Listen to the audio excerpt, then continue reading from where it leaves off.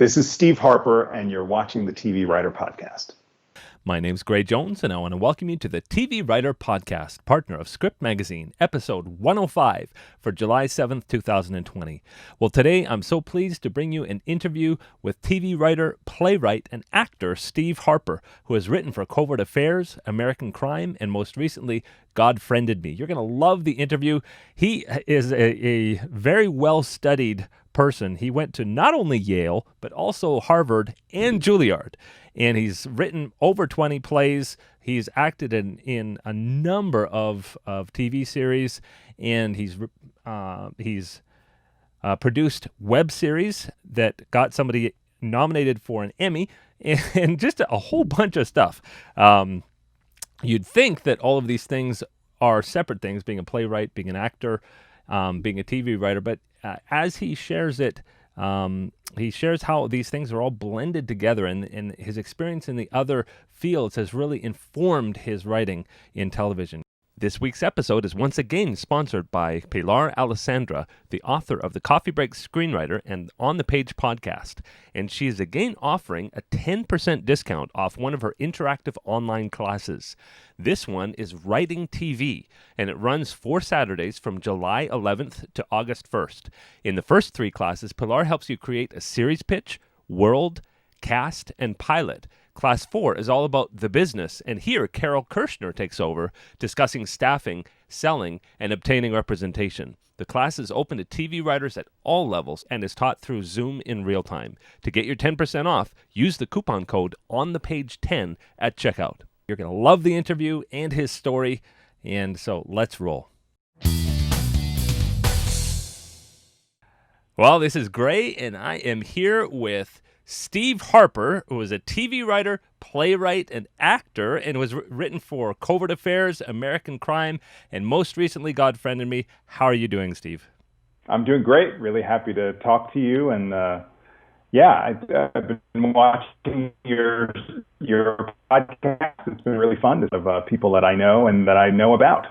Yep, you had mentioned that you were a friend of Derek Hughes, who was on recently. Yes, that's right. Yeah. And I enjoyed the Sean Ryan interview as well. It's really cool. Thank you.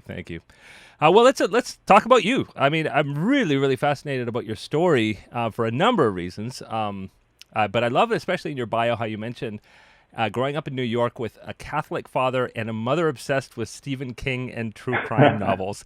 That must have been fun. Talk about your early days and how that influenced you creatively. Yes. So my dad is what I call a major Catholic. And he believes in the books of the church, and my mother believes in the books of the horror section of the bookstore. So what that meant for me is that I would come home from Catholic school and I'd say, "Mom, what's going on in Salem's Lot?" And she would fill me in.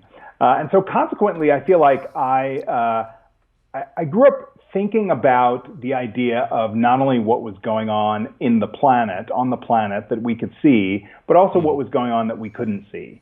So, I think the notion of that kind of filtering into the kind of writing I do, which is often about magical realism, the sense of, I like to write about things that I call the invisible things. So that's stuff people aren't talking about, like race or sexuality or politics or religion, or sometimes there are just ghosts or spirits in my work.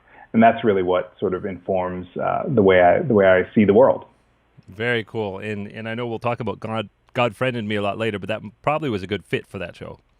Yes, absolutely. I think that the notion of this kind of, spiritual flavor, or the idea of exploring issues of faith or the issues of like what we can't see, was definitely one of the reasons I was really excited to be part of that show.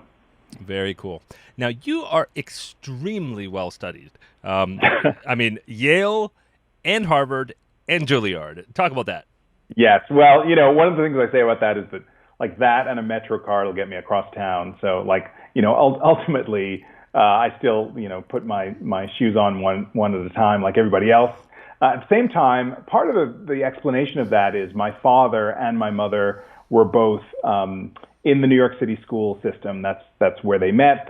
They were both teachers. My mother was a guidance counselor. And so the emphasis of education in our home was really huge. They made it really clear for my brother and I at an early age that they wanted us to get a really good education. And I think specifically they wanted us to be able to, in their words, like to compete with white society, with white people, by getting, as good an education as humanly possible, so that might potentially give us, an equal footing or a leg up in the industry, in the world. So that was really part of my thinking from early on. Well, I think you have much more than a leg up. I mean, in terms of pedigree, I mean, any one of those would have been a great pedigree. But Yale and Harvard and Juilliard, I think you got it covered.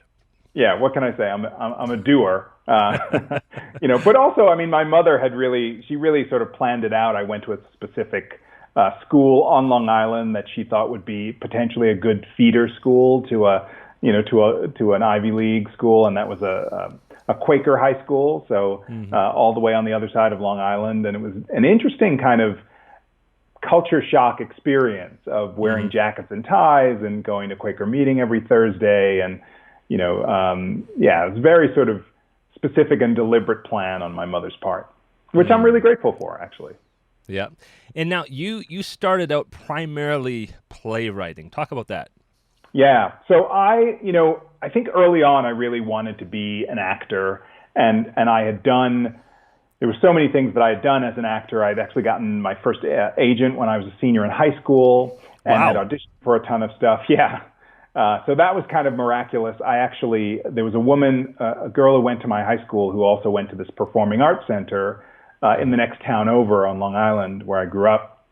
And she, the woman who ran it basically was representing kids for television and film stuff. Like they would eventually connect them with, pretty quickly with agents. And they were looking for guys. They didn't have very many guys who went to this performing arts center. So I got introduced to her. I got an agent. I started auditioning. And I think along the way, I got the sense that, I just wanted a chance ultimately in terms of my playwriting to begin to create material where I felt like I really fit in. So, the whole thing in college where studying theater as a theater studies and English major, we would have to choose our own scenes, and quite often I would choose scenes from classic plays, that we were allowed to choose, like Streetcar Named Desire or Long Day's Journey into Night. And I became really profoundly aware early on that there weren't, black roles in those pieces. So every time we did those plays, every time I had to look for a scene, there was this sort of struggle of where's the material for me that I could perhaps do with, a white person in my class, or, where are those scenes with an interracial couple? Where are those scenes where, it's not like I'm sticking out like a sore thumb or that sort of thing. And I think those are great pieces of material to cut your teeth on as an actor. And at the same time, it became really obvious to me that there was another opportunity to create my own work, to create parts that I was interested in, parts that seemed to speak to my experience, parts that maybe felt a little more appropriate and right on for me, which is not to say that there's, obviously there's nothing wrong with an imaginative, non-traditional take on a classic piece. But the question becomes, how much of that do you want to do? Is that going to be an entire career of non-traditional roles, or where are the newer pieces? So eventually that's really what I wanted to do. I also realized that, being an English major was essentially the study of, dead white men, in the English department. And I really wanted to begin to hear voices of color. And, eventually I studied with Bell Hooks, who's an educator and an activist, and started to read books by Black authors. I got introduced to James Baldwin, and my brain exploded.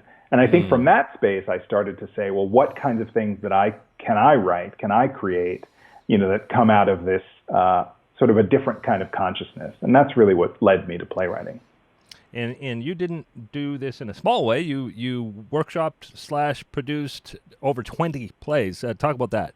Yes. Well, I mean, there's something really fantastic about when I got into theater in college. The notion that, one of the things about theater is that you can create it with very little.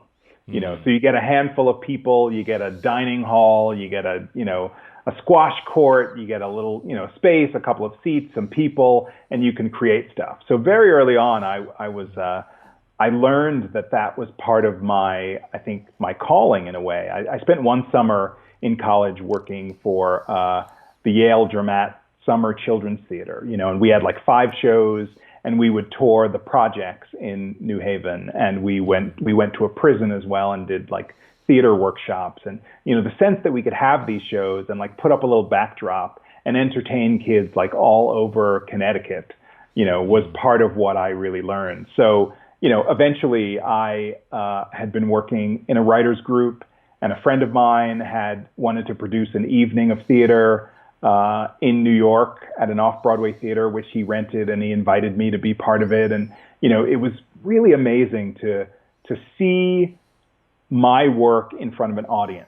I watched several shows. The audience changes every night, where they laugh, where they respond, where they, all of those things became really kind of galvanizing and exciting. And I also feel like it's a terrific kind of launching point for television, because what we learn to do as playwrights is create material with very little. You get two people in a room, and there's a play there potentially. And I think people who aim directly for television or directly for film are often, sort of sucked in by the notion that in TV and film, there's often special effects. There are explosions, there are aliens, there are, helicopters, there are set pieces. And in theater, you just have people, and you learn to sort of get directly to the heart of what conflict is and what drama is, and how do you create a scene that feels like there's dramatic and emotional movement with just 2 people on stage. I feel like it's a great training ground for other kinds of writing. Absolutely. And I think even if it's not helicopters or explosions, I think it could also be said you can break a whole episode of a show. And so you've done all the mechanics of who goes where and who does what, but it's in the scene work that you really get that feeling. And that may be the harder thing for people to write. Yes, and it also means too, I've certainly been on shows where we had this idea about what the scene would be and where it would take place. And then you get into the space of, location scouting and all of that, and that location isn't available. So this thing that could be considered a fundamental piece by a writer, I think for somebody trained as a playwright, is just sort of, well, that was just the backdrop. We can still do this scene, in a park or on a beach, or, we might have to tweak some of the dialogue a little bit, but the essence of the scene emotionally and dramatically will potentially stay the same. Oh, I love that. And I know it relates a little bit to sitcom writers that I've talked to who talk about a live studio audience and how helpful that is to know every single word and how it triggers with people and how people respond to things. Yeah. And they talk about, rewriting even as they sort of get the feel from the audience. And that's something you can get on plays, not just in comic material. Yes, for sure. And I do think there is something, also having been an actor on stage, it's pretty remarkable the difference between, you can be in a comedy show and one night the audience, they're laughing their ass off, and the next night, crickets. Like, you're sort of like, is anybody out there? Is this the same play as last night? So the sense of that, of the variation of that, and what you can tell and what you can learn from audiences, and how you adjust then to what they're doing or not doing, is also an interesting piece. Yeah. So now you continued your acting through this time, and you worked on a number of pretty big shows. At what point did you decide that you wanted to write for TV, or was this always a thing? Well, I think that I've certainly been obsessed with television since I was a kid. My brother and I used to sort of pretend we had our own talk show, and we would sort of play the guests as well as interview each other, that sort of thing. But then I feel like I had kind of forgotten about that space when I was leaning into the notion of being a serious actor and trying to do all these, classical plays or classical scenes and, learn how to do the work. But what I recognized too was that there was a sense that television was bringing stories that felt, on on some level, like a lot more visceral and a lot more sort of modern, that spoke more directly to the kind of like the specifics of today, and the idea that I could sort of fall into a particular show and feel like I was watching something that just happened yesterday or ripped from the headlines, or that sense of immediacy seemed like a really powerful thing, and I got a chance to be on a number of different shows, from Law and Order Special Victims Unit to Criminal Intent to America's Most Wanted, Homicide, All My Children, and that was also kind of an amazing piece too, because the acting mechanism, the sort of the mechanics of those experiences are fundamentally different from theater as well. I actually heard Laura Linney came to speak to a bunch of people at Juilliard, and she was talking about how you spend all this time in acting school, backstage and in class, like recreating in your mind, like, what does the house look like and where's the porch and all this stuff. And, she said she got on a movie set and she didn't have to do any of that work because she was in a house on a porch. She's like, oh, here it is. Like, I can just not do that part of this work. And that's kind of an amazing, an amazing sort of transformative experience to look around and say, oh, they've created this for me in a way. And, that's exciting. Very cool. And so you were accepted into the CBS Writers Mentoring Program. Talk about your application being accepted and what you got out of that program. Yeah, I had, the way that I had made my way into, I was working on the transition from being an actor to being a writer, and I eventually met somebody who knew somebody who was the head of the directing program at Juilliard. So I had met with him to see, test out the idea of what Juilliard would be like, and I got a lot of information. And he read a piece of mine, and he said, you should definitely apply. And I applied, and I got in. All of that felt miraculous. And afterwards, I got an agent, and the agent said to me, I got my agent like within 2 years of graduating. I didn't get the agent right away. Which was also another interesting piece, simply that I think in the industry that we're in, like, you have to wait. Like, sometimes things don't happen right away. Sometimes things don't happen at all, right? Yeah. But it took a couple of years for me to get connected to this agency. And then when I did, that agent said, are you interested in television? Which I was. And I would go out to LA every year for, 5, 6, 7 years. And I would get a hotel in Beverly Hills, and I would take like 15 meetings in a week, so like 3 meetings every day, and it was a sort of intoxicating time, but nothing happened for me career-wise in all of that time, which felt really challenging because I kept thinking, I'm going to get a job and then I'm going to be invited to move and all this stuff, and, and it didn't work that way for me. What did happen was I decided to move anyway, and I said, okay, I'm going to take the plunge and move to Los Angeles. And that first year, even though I had an agent and at that time I had a manager, nothing happened. It was really challenging. There were like no meetings for me. And when I asked my agent and manager about that, they said, well, you've met with everyone, which seems so absurd. In any case, during that year, my manager had said to me, we were working on a new pilot, and I was getting notes from them and stuff. And the manager said, you really ought to think about applying to these diversity programs. And at first, I wasn't really interested in that because I thought I moved out here not for an internship, like, I wanted to get paid and all that. And, and a couple of days later, I thought, well, what are you really doing but sitting here complaining about the fact that your career is not moving ahead? And I applied to these programs, a bunch of them. And the truth is, I had applied to programs before. I had applied to ABC and NBC and Warner Brothers, years before. And this time I applied to all of those plus CBS. And I think Fox also had a program that I applied to as well. And CBS was the only program I got into, which was interesting. And it completely changed my perception of the industry. Yeah, it really turned me around. I mean, I was bringing my actor self to all my TV writer meetings and just being friendly and upbeat and all those things that I can be. And the CBS program really taught me about how to research somebody, and what we had all these guests come in, these executives and showrunners and writers, and we would do these mock showrunner interviews for practice, like in the room, and you'd stop after 10 minutes, and then Carol Kirshner, who runs the program, who's so brilliant, would say to the guest, well, how did he or she do, And the guest would say, well, she shouldn't have worn that shirt, and she made that off-color joke, which didn't really work, and I don't think she read my script, and, all of these things. Yeah. And so I love so much about, like, for me, what I realized is that there are three, in my brain, there are three kinds of meetings. There's the meeting where you come in and people say, tell me about yourself, And if you're not prepared to have a story to tell them about you fail that meeting. Wow. If you just stand there and you're, you hem and haw and, don't have a way to talk about yourself, right?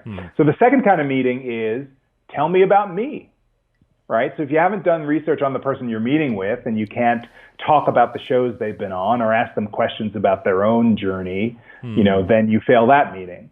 And the third kind of meeting seemed to be, tell me about my material, whatever you've read to be here, or the show we're working on, or whatever that is. And what I realized is you can't just say, which I used to do before I was at the CBS program, I used to say, oh, it's really good. You're a really good writer. It's really good. What is that? You have to find your way to some, visceral, specific connection with the material and say, that scene where the grandmother was in the hospital, that happened to me with my mom. And I felt like I connected to those characters. I felt like I knew what that was like. And basically what you're doing is you're pointing out a personal connection so that you say implicitly to this showrunner, I know what that's like. I could write that material. Like I could bring life to that material. I could come up with new ideas that inform that space because I've lived in that space. And with those things, armed with those new ideas, I started to do, worlds better in terms of meetings that I was having with people, and things completely changed for me in my career. And when we were speaking before, you were telling me about how your representation mentioned that you needed to do more than just a meeting with somebody, that you should reconnect with them. Talk about that. Yeah, so I think it was during this same period before I had applied to the programs, and I was talking to my agent at the time and saying, feeling really frustrated and saying, I don't know what to do. Like, how do I make this work? Like, nothing's really happening. And the agent proceeded to say, well, we introduced you to all these people, over the years. He said, it's your job to make friends with them. I was like, oh, wait, like, it's not just a one and done, And so one of the things that I say to my coaching clients, and that, is one of the things that I do as well, is, it's not just your grandmother who wants to hear from you. Like the notion of being in touch on a regular basis, not to always ask for stuff, but simply to say, hello, how are you doing? To wish somebody well if their project gets picked up or is nominated for an Emmy, or, just to say, this crazy period of time, this crazy COVID-19 period of time, on some level is a great excuse for networking, because who doesn't love that? Hey, how are you doing with everything that's going on? Are you okay? Like, and I think you can do that from a genuine place. And I really feel like that's one of the things that makes the difference for people in this industry who are willing to keep in touch and willing to do that in a good way. Yeah, I find that there's a fear on the part of a lot of people who are starting out, but I've found over the years, and this is even at the very beginning of my career. I remember, I don't know if you ever read that book, How to Make It in Hollywood by Linda Buzzell. No, I haven't.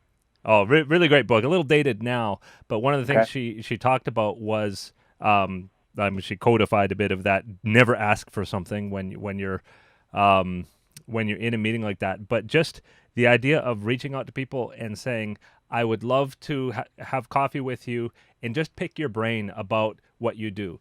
And just ask a lot of questions.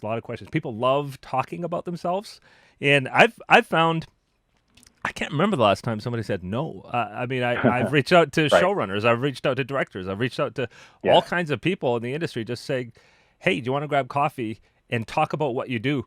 They love it. Yeah, right. I also think it helps. I think that's absolutely true. And I think it helps too to sort of bound it, to say, I only need 30 minutes of your time, or I'd love Right. to, to make sure that they understand that I'm not going to, the person's not going to sit there for, 2 to 5 hours, like, writing somebody's life story. But, can I pop in? Can it just be a coffee? Can we, 30 minutes, whatever. And then it's very possible that those people will say, oh, you know what? I have an hour, or don't worry about the 30 minutes, or, it's better to be on the receiving end of the gift of somebody's time than to be sort of just trying to, take up their time, which I think is what people might be concerned about. And don't underestimate the power of a congratulations or a so sorry that happened to you, or that kind of thing. Yes. I mean, there are certainly people who I've met with for shows that I didn't get on that I keep in touch with, that I'll every now and then I'll say, hey, congratulations on whatever, the pickup or the thing, or how are you doing, and people respond to that. I think people like, they like to be kept in touch with, just like we do. If somebody reaches out to me and says, hey, how you doing? Chances are I'm like, oh, that's so sweet. I'll tell you how I'm doing. Yeah, and I've heard so many examples of even Sean Ryan recently when I was talking with him. He was talking about how Joss Whedon was keeping tabs on him as he went off to another show, even though he didn't get the job on Buffy. Right. Joss was still following his career and checking up on him. I mean, you don't know the person that you're keeping in touch with. Maybe they are looking for an opportunity to give you a break. Yes, exactly. Yes. And or they're just interested in following what you're doing next, and so that's also the space, I think, too, because I think that networking creates opportunities where somebody who, say, didn't hire you on a particular show but is following you might recommend you to somebody else. Be like, well, I couldn't hire that person, and maybe that person isn't right for my show, but when they hear that somebody else is looking for a particular writer for a particular thing, they might say, oh, you might try this guy, or reach out, or whatever it is. And that can make a huge difference too. Yeah, definitely. So CBS Writers Mentoring Program led directly to Covert Affairs. Was it sort of, were you a fellowship hire, so to speak? No, well, no, not exactly. So it's interesting. So in the period of time when I first was in, my first year where nothing was happening, and the idea was that everybody met me, which, actually couldn't have been true. I think on some level, any representative, is interested in how is my client sort of shiny and new? Like, what's the new thing that they're up to? So that's why it's great to have a new spec script, to say I'm working on this project, to like give people an opportunity to market you with some new information. So once I was in the CBS program, my manager and agent had that ammunition, because now they could say, he just got into this program and we'd love you to meet with him, or we'd love you to re-meet with him, or that sort of thing. So once I was in the program, suddenly I was getting more meetings than I had been, simply by virtue of the fact that they could market me that way. And then with all of the stuff that I was learning in these mock showrunner meetings, I was just having better meetings. And so I think it was within a couple of months after the CBS program that I ended up getting an offer to join the staff of Covert Affairs, which was amazing. But in that period of time between the end of the program and getting Covert Affairs, I must have had 3 or 4 or 5 at least different showrunner meetings. And I started to hear from my reps that, apparently it was between you and one other person, or it was between you and other people. Like suddenly I could feel, I could, mark the progress. Like I knew I was doing better because I was getting better reports. And that all sort of, led up to me finally landing a job, which was really extraordinary. Yeah. So talk about Covert Affairs. I love that show, by the way. You were on that for 2 years. So this was your first experience in a TV staff. What was it like? Yeah. Well, it was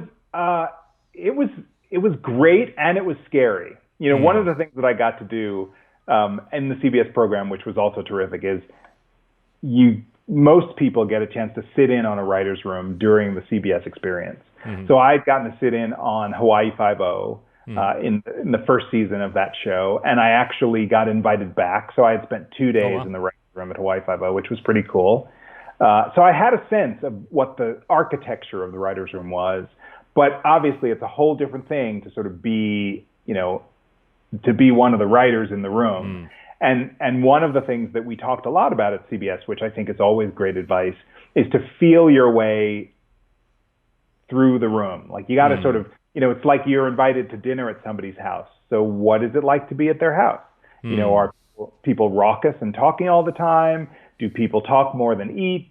Do they, they comment on the food? Do they not comment on the food? Do they dress formally? Do they dress informally? So I spent a lot of time in the early days of my work at Covert Affairs really kind of sussing it out, and just learning both the culture of the room and also, it's my watch, learning the culture of the room and the sense of how to contribute to story, what my methods were. I've become a person in the writer's room who does a lot of writing. So, I may be soaking up stuff, and there may be people who are there who are much more vocal than I, but I'm always moving through thoughts because I'm jotting them down. And I'm constructing pitches and thinking about stuff. And then once I have something down, I can say, here's a thought. Or, if there are a bunch of people, as there were in Covert Affairs, who are super vocal and super type A, those people can pitch and pitch and pitch and pitch. And then when they kind of run out of steam and the room gets quiet, like that would be the time that I'd be like, now I can come into the thing, And so it was really about strategizing how to both feel comfortable and how to make a contribution to the show. And did you find your playwriting and acting were good assets? I think so. I think, the first episode that I got to write for Covert Affairs was originally intended to be a bottle episode between Annie Walker and a guy that she wanted to sort of turn who was stuck in a hospital. And so the showrunners came to me and they said, we think of this is almost like a play with these two characters. And so we want to give it to you to see what you can do with it. So I feel like that in that way, my playwriting definitely came in handy as for that episode. And I also think once I was on set, I had witnessed one of my fellow writers had mentioned in the writer's room that he was intimidated by actors and didn't know how to speak to them. And having been an actor and been on sets as an actor and been in theater all my life, that was no thing. I was always comfortable. You're speaking clearly and directly to, obviously with respect and definitely recognizing the hierarchy. But, being on set was and is a super natural and fun place for me. And I think that made a big difference. Yeah. So you got 2 years on Covert Affairs, nice big show. It was smooth sailing at that point, right? Well, it's interesting because every show has its ups and downs and challenges. And I think the thing about Covert Affairs that was so interesting is, I came into Covert Affairs when the USA Network was characters welcome. And when I left Covert Affairs, the USA had completely changed its brand. And so we had this really interesting moment where, I was on seasons 3 and 4 of that show. And by season 4, our little sweet Annie Walker, who I think the show actually owed a little bit more to Grey's Anatomy when I got there, by the end, it was sort of more Homeland. And she was faking her own identity, and she pretended to, die, and it was all this stuff. She was literally torturing people in an episode. It had a different, so there were adjustments, I think, for all of us around that shift. But yeah, I left that show, and then between that show and my next show, which was American Crime, there were 3 whole years of not being on a show, which was challenging. And at the same time, what I know about myself from my acting life is I'm not afraid to do other work. I'm not afraid to find other things to do, because that's what actors almost always have to do. So I taught UCLA Extension School. I worked with coaching clients. I had an extensive career as a computer trainer in New York, and I went back to doing some of that. Meanwhile, always looking out for the next thing, writing the next project. And I created this web series, Send Me, which I'm super proud of, which is, back on YouTube and is, it's about a black woman who can send black people back in time to the days of slavery. And people want to go the way people want to climb mountains or jump out of airplanes or do dangerous drugs. And it's really a piece that's about how we as Americans connect to our history. Because there are a lot of people who would say that has nothing to do with me. And at the same time, on some level, it's in our DNA as a culture, as a society. And so the show, which is a drama, deals with the notion of how it's in our DNA, whether it's in our DNA. The woman's husband doesn't want her to send people anymore. It's really about this debate. And I decided that I came up with the idea, decided that we would crowdfund and create it from scratch, which was an incredible experience. Wow. We eventually got, our lead actress was nominated for an Emmy. Wow. Super exciting, and I found out later that it led directly to my next job on American Crime, because in addition to reading my material, John Ridley and Michael McDonald, who helped produce that show, they really liked Send Me. So it made a big difference.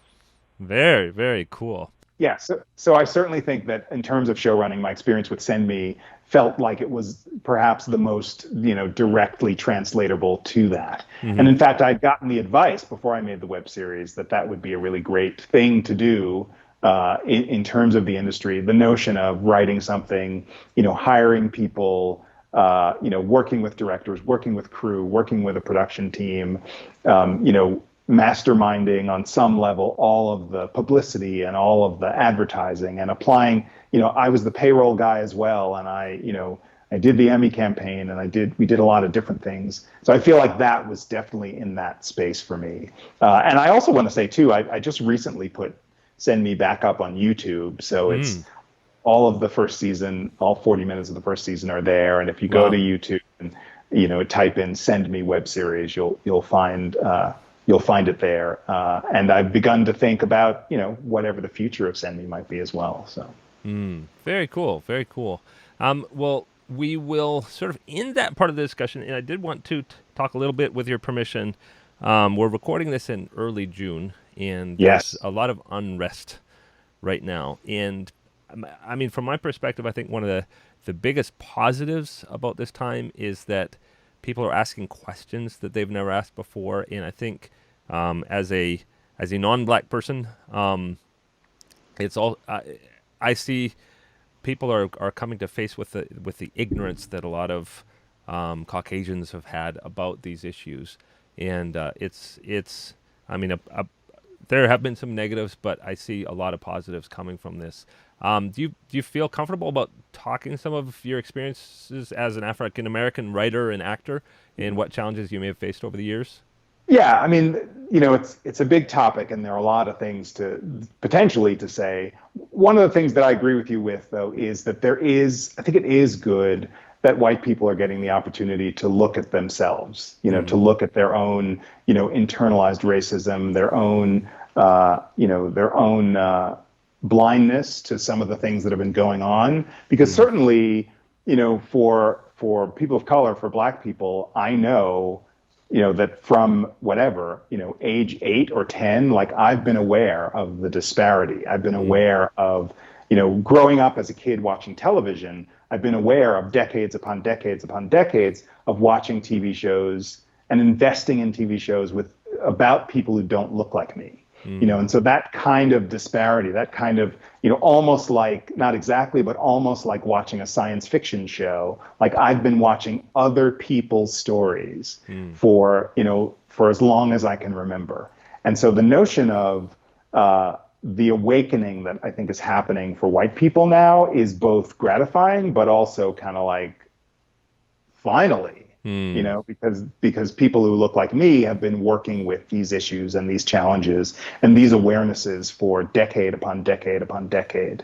I think it's incredibly tragic that we're in a state where, in a moment where,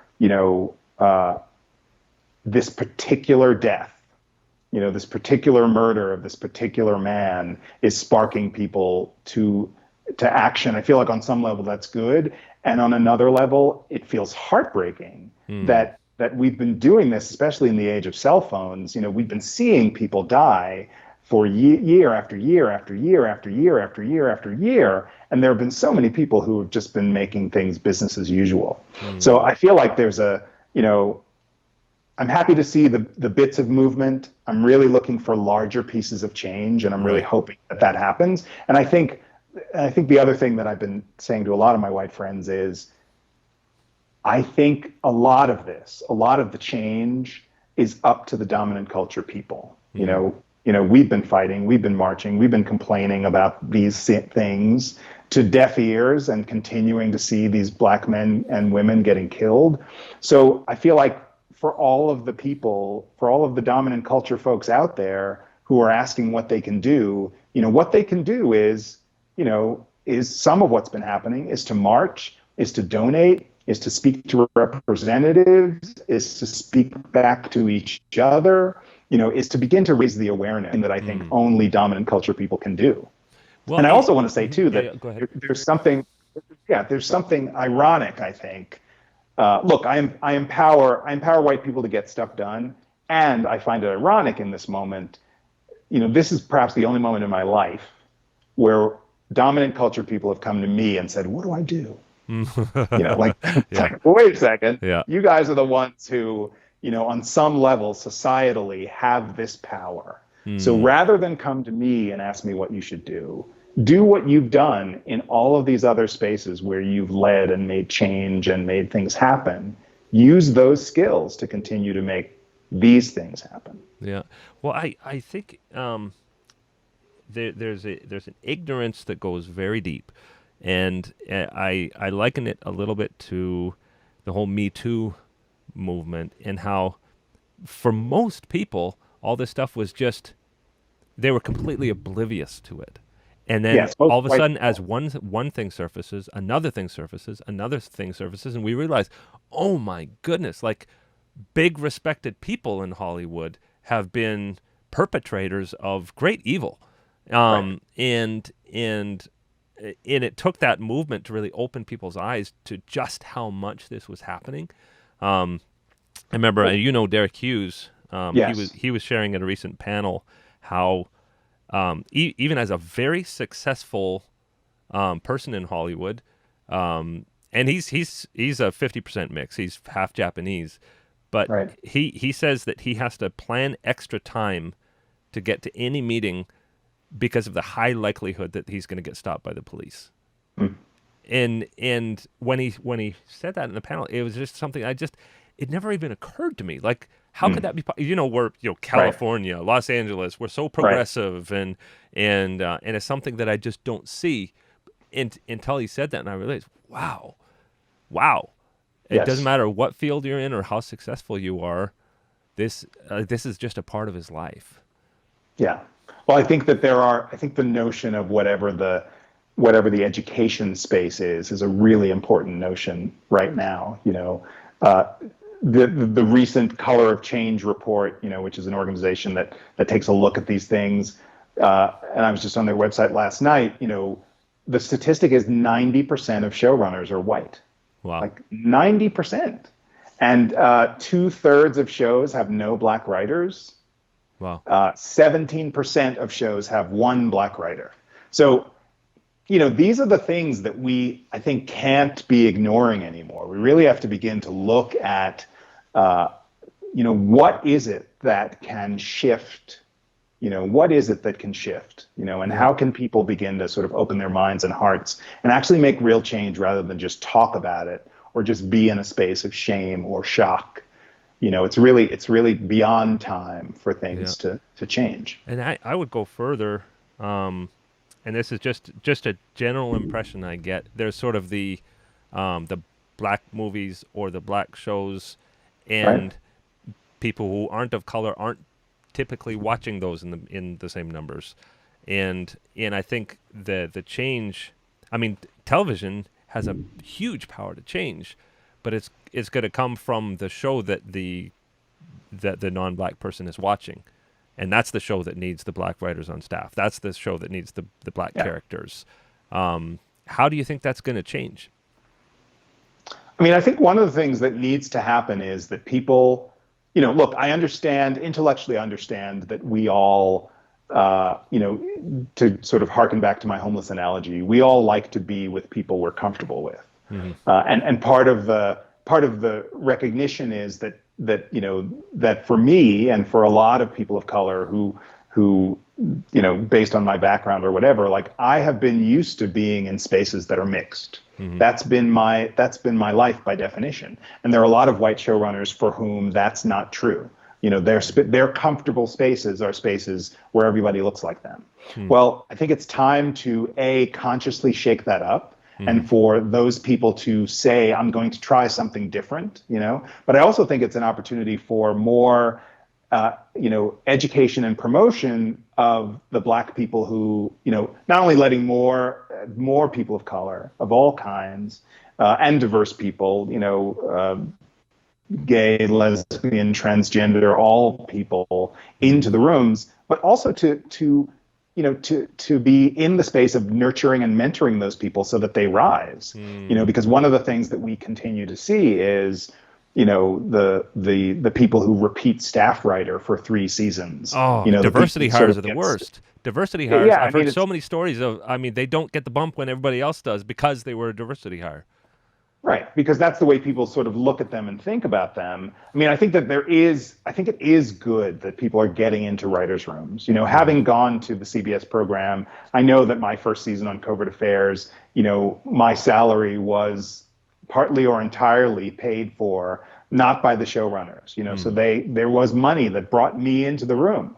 And I think that's valuable because if I hadn't gotten into the room, I probably wouldn't be talking with you here today. So those mechanisms I think are really valuable. Yeah. But then the question becomes, what do those showrunners do when the writers are in the room? How can they encourage them and support them and nurture them and teach them and and promote them and be willing to see them move on up? What's the more hands-on approach rather than the less hands-on approach? And how can we encourage more of that, I think, throughout the industry? So what would you, in perfect world, what would you like to see maybe 5 or 10 years from now? What do you think that would look like? Well, it's tough. I was actually in a conversation about this recently on Facebook, and I think the challenge is, I want to see the numbers change, and at the same time, there's a space where, the notion of benchmark seems really small. Right. And so I feel like I don't want to sort of limit the discussion by saying I will be happy if X or Y. But I do think that there is, in terms of numbers, but I do think that there is, to me, I feel like if you've got, especially, when you have a show, when your shows, because this is what's happening in America, people appreciate on screen, and we've seen this statistically, diversity sells, right? So we love to see shows where we have a mix of people, but then what's the mix of people creating those shows? It seems incredibly problematic to have a show that has, a number of people of color in it, but no writers of color. Because you're talking about issues of culture, you're talking about issues of sensibility, you're talking about, we talked about this a bit on God Friended Me, which again, I love. And we also talked in my interview for the show, talked about the fact that, Miles Feiner, as a character who's the lead, he kind of goes into places boldly in a way that as a Black man, I would never do. I wouldn't just walk into somebody's apartment or somebody's apartment complex or without knowing that there's a real chance that I'm going to be stopped right. And so I understand that, in the space of that. And I love the guys who created that show, Stephen Lillian and Brian Winbrandt, super smart guys. And at the same time, there was certainly, I think, a reluctance in the fabric of that show of dealing with those kinds of issues for that character, So I feel like that's another space where I feel like not only having Black people around, but also being willing to look in the face of these things that are realities for those kinds of characters, I think on some level can elevate the work. And I think, speaking about ignorance, a lot of people just wouldn't even realize. I've worked on several. I work primarily in reality TV. I've worked on several series that were 100% African American characters, people on screen, and our entire post department, there wasn't a single person of color. And I think people would just assume when they watch those shows, oh, they must have lots of people of color working on the show, and nope. Yeah. So I think, I mean, those reports are always shocking to me, whether it's the reports on how many women are on staff, how many minorities are on staff. I mean, they're always just numbers that almost seem like they couldn't be true. Yes, yes, it does feel that way. And I think what the requirement is for more white people to be speaking up and out about these things, to say to whatever the studio or the network is, or to each other, we really need to have some women in post. We really need to have some black people in post. We really need to have more, more Asian Americans on set. We really need to have, more trans people, in the costume department, whatever it is. Like the more we begin to do that, I think the more things will change, and the more people are just sort of stay in the space of the status quo, the less happens. Yeah, and I have to say, as a viewer, I really do appreciate when I can see that there's an attempt being made, in the stories. I love God Friended Me. I love the fact that the core characters are diverse. Yes. It's one of the first things that appealed to me about the show, and I'm not alone out there. Yes, for sure. I mean, I have to say it was incredibly gratifying for me to be on a show that is about a black family, and to write for all those characters was really delightful. And at the same time, my desire was, and I think we had a very diverse writers room, and my desire was, to lean into some more cultural spaces, and to do it that much more, with that much more authenticity, and that's what I really hope for the future for all shows that have people of color that are trying to represent America. Well, let's actually do it in a way that feels like it can be a little truer than it's been. Very, very cool. Our last section of the podcast, I always go into sort of advice for greener writers, sort of mistakes that you see people making, especially in your coaching company. Yes. I'm sure you see a lot of that. Let's take just a couple minutes to talk about that. What are the kind of mistakes that you see people making that they can easily change to have more success? Well, I think, one of the things I publish a coaching e-blast, a newsletter that goes out every 2 weeks, and one went out this morning. And the topic of it really was about how we move through the challenges and the adversity. So often, I think it's a difficult industry, and so you may send out something and you may not hear back, or you may, the notion of the sense of cheerful persistence, the sense of understanding and recognizing that really challenging things happen to people in this industry, no matter who they are, whether they're men or women or, and so the sense of, I see a lot of people who just sort of take those things personally and say, well, nobody's responding to me. I can't, to sort of get into this kind of emotional funk. I feel like there are a couple of things that we can do. One is to just be persistent in our work. There's always, what is the next project you're working on? Like, don't wait for your manager or your agent or somebody to say, you got to have the next thing and the next thing, and be proactive in that space. And the other thing, I think, which is more of an emotional tip, is really to have the opportunity to find what lifts you. What is there is something, I think, for me, in all phases of this industry that I've been in, where I recognize that being in the entertainment industry, as joyous as it can be, is also on some level a constant grief process. So how can I mourn the last thing, right? The thing that I didn't get, the email I didn't get, the job I didn't get, the person I didn't connect with. What's my mechanism for mourning that, blessing myself, and then, moving on to the next thing? Because unless I have that methodology in place, I'm just going to keep being stuck. I'm just going to keep being frustrated. So how can I do that? And I think the other thing that is a really big thing that we've talked about already is just this networking space. I tweet, and I also say, it's not just your grandmother who wants to hear from you. To really be in the proactive space of reaching out, saying hello, connecting with people, just as a matter of course, is really a job strategy that a lot of people have just forgotten about. I think it's really, really important. Sometimes, sometimes people can be afraid to reach out to people, especially if Yes. somebody's sort of at a higher level than them. Yes. Yeah. I can't remember ever, and I've obviously through the podcast I've gotten connected with showrunners and some really high level people in Hollywood. I can't remember ever somebody saying, "I don't appreciate you reaching out to me about this thing." Like, Right. like if somebody Yeah. goes through a hard time, I'll send an email saying, "Hey, I'm thinking about you. Sorry you've gone through this hard time." Or somebody gets a show picked up, I will always send an email to the showrunner saying, "Hey, congrats." Yeah, there's not a person on the planet who doesn't appreciate being Yeah. celebrated in some way or other. And I think one of the big differences between, some of my coaching clients who are afraid to network is that they think it's all about just asking for stuff. And it's not that. It's not just like, "Hey, can you hire me now?" Or, "Hey, can you hire me tomorrow?" Yeah. It's got to be more like this sort of steady stream of, "I hope you're well. I heard about this thing. Congratulations." The more you normalize it in that way, I think the easier it is to do. Yeah, very cool. Well, last place we'll go is advice to younger self. Knowing what you know now, if you had a chance to speak to the younger version of yourself just starting out, what might you say? Wow, that's a good one. I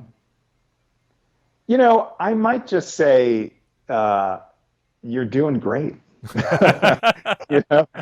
There's so much space where I think I've had these moments of like, "Oh no, it's all over." Yeah. I've burned a bridge, or this is a dead end, or I'll never blah blah blah, or I'll never get another job, or I shouldn't have written such and such. Yeah. And I think for me, it's really about saying you're doing great stuff. Like, keep going, keep blessing yourself, keep showing up, and keep having your heart open. And just keep making stuff, because that's really what it's all about. Well, that is a great place to end up. And please do stay on for a minute after we finish here. But I really appreciate all of your fountain of wisdom, and also just learning about you. I mean, you've had some really cool experiences in your life, and in a lot of your work, I think people can really learn from. Super fun to be here. Really great to talk about it. So thanks so much, Steve. You're welcome. DrivingFootage.com provides 4K 9-angle driving plates for film and television. Over 14,000 clips are available for locations all around Southern California, with more areas coming soon. A fully equipped camera car with height-adjustable rig is available for custom shoots and second-unit photography. Visit DrivingFootage.com for details. AVGearGuide.com provides computer and gear rentals serving the LA area, including laptops with Final Draft, as low as $9 a day with long booking rates available. They also scan photos, documents, video and audio tapes, and film reels to digital, so you can easily share with your friends and family. Mention the name of the TV Writer Podcast and you will get 10% off your order. Visit avgearguide.com for details. Full disclosure, I do own both of these companies. By supporting them, you help me bring new in-person video interviews to you. And that's it for today. Please watch for new episodes every Tuesday on all of the places you can find the podcast. Podbean or Spotify or iTunes or YouTube. You can find this podcast at the tvwriterpodcast.com site or also at scriptmag.com. And please do subscribe. Please do follow me on Twitter. @GrayJones is my handle. And also, if you'd like to support this podcast, you can do it for as little as 25 cents per episode. You can find out how you can become a patron of the podcast or a sponsor of the podcast at tvwriterpodcast.com/support. Thanks for joining me. Bye-bye.